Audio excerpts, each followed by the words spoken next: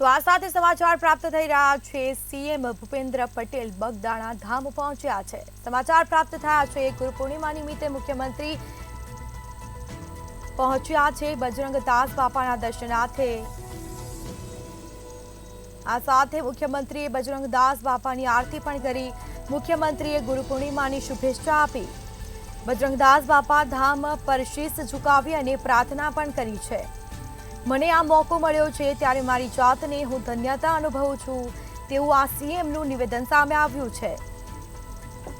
આ સાથે બજરંગદાસ બાપાના ચરણોમાં આપ સર્વો વતી પ્રાર્થના કરી તેવું આ સીએમનું નિવેદન સામે આવ્યું છે।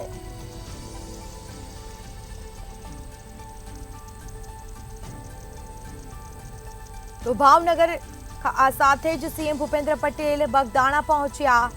સીએમ ભૂપેન્દ્ર પટેલે ગુરુ પૂર્ણિમાની પણ શુભેચ્છા પાઠવી। તો આ સીધા દ્રશ્યો અમે આપને બતાવી રહ્યા છે। દર્શન કરી અને ધન્યતા અનુભવી હતી। ગુરુ પૂર્ણિમા નિમિત્તે મુખ્યમંત્રી બજરંગદાસ બાપાના દર્શનાર્થે પહોંચ્યા। આ સાથે મોટી સંખ્યામાં લોકોનો જમાવડો જોવા મળ્યો। બગદાણામાં શીશ નમાવી અને પ્રાર્થના કરી। પ્રાર્થના આશીર્વાદ મેળવ્યા અને ધન્યતા અનુભવી। સીએમ ભૂપેન્દ્ર પટેલે ગુરુ પૂર્ણિમાની શુભેચ્છા પાઠવી। સીએમ ભૂપેન્દ્ર પટેલે બગદાણામાં શીશ નમાવી અને પ્રાર્થના કરી હતી।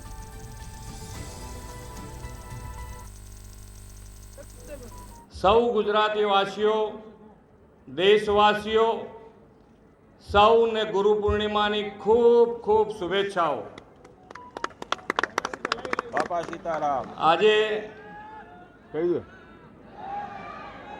બજરંગદાસ બાપાના ત્યાં આગળ શીશ ઝુકાવી અને પ્રાર્થના કરવાનો મોકો મળ્યો છે ત્યારે હું મારી જાતને ધન્યતા અનુભવું છું અને બાપાના ચરણોમાં આપ સૌ વતી પ્રાર્થના કરી છે કે દરેકના જીવનમાં સુખ, શાંતિ અને સમૃદ્ધિ વધે।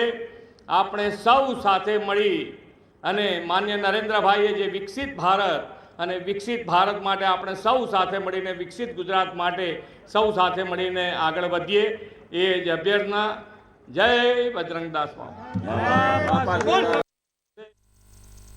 તો આ સાથે બાપાના દર્શન કરી ધન્યતા અનુભવી।